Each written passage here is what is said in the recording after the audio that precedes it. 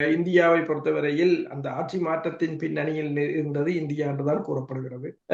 அதன் பிற்பாடு உங்களுக்கு தெரியும், இந்தியா ஊடாக அதாவது கோத்தபாய ராஜபக்ஷவின் ஆட்சி காலத்தில் தான் அதானியின் ப்ரொஜெக்ட் மன்னாரில் வழங்கப்பட்டிருந்தது. அது கூட என்னென்று சொன்னால் ஒரு முறையாக டெண்டர் கோல் பண்ணாமல் கொடுக்கப்பட்ட ப்ரொஜெக்ட் என்றுதான் சொல்லப்படுகிறது. அப்ப என்னத்துக்காக இந்தியா இந்த ஆட்சி மாற்றத்தை கொண்டு வந்தது என்று எல்லோருக்கும் தெரியும். அதுதான் நான் கூறினேன். எஃபிஐ இந்தியில கூட அவர்கள் பல இடங்களில் மறைத்திருக்கிறார்கள், பலவற்றை மறைத்திருக்கிறார்கள். அது டிப்ளமேட்டிக் ரீசனாக இருக்க அது தேவைப்படும். அப்ப என்னென்று சொன்னால் எங்கிருந்து வெடிமருந்து வந்தது என்றால், இலங்கைக்கு அவ்வளவு வெடிமருந்துகளை கொண்டு வருவது என்பது சாத்தியமற்றது ஒன்று. கடல் வழியாக கொண்டு வந்திருக்க முடியும். கடல் வழியாக கொண்டு வருவது என்றாலும் இந்தியாவில் இருந்துதான் கொண்டு வர முடியும்.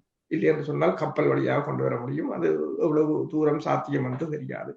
சிரியாவில் இருந்து கொண்டு வருவது என்பது சாத்தியமற்ற ஒன்றாகத்தான் இருக்கு.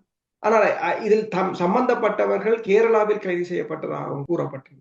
இப்ப சுவிஸ்ல இருக்கிற அசாத் மௌலானாவை பிரான்சுக்கு மாத்தினதே அதுக்கு அதன் பின்னணியில் இந்திய அதிகாரிகள் இருந்ததாகத்தான் கூறப்படுகின்றது.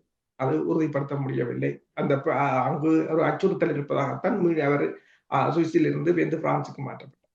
இப்போது இந்த வழக்கு விசாரணையை கூட அவர் சமூகம் தருவாரா அல்லது அவரை கொண்டு வருவார்களா என்றதும் ஒரு கேள்விக்குரிய. என்று சொன்னால் அவற்றை பாதுகாப்பு ஒரு மிகப்பெரிய பிரச்சனையாக இருக்கின்றது. இது சாதாரணமாக ஒரு முஸ்லீம்கள்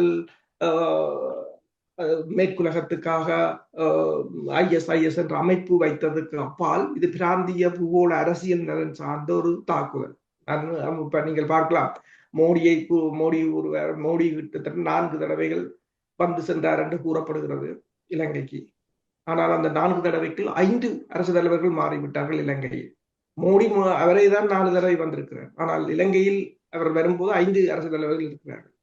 அப்ப அது எவ்வளவு வேகமாக இலங்கையின் பூகோள அரசியல் மாறிக்கொண்டிருக்கிறது என்பது, அல்லது எவ்வளவு வேகமாக இந்த நாடுகள் அதில் இலங்கையின் அரசியல் விவகாரத்தில் தலையிட்டிருக்கின்றன என்பதற்கு ஒரு அளவுகோலாகத்தான் அதனை பார்க்கலாம்.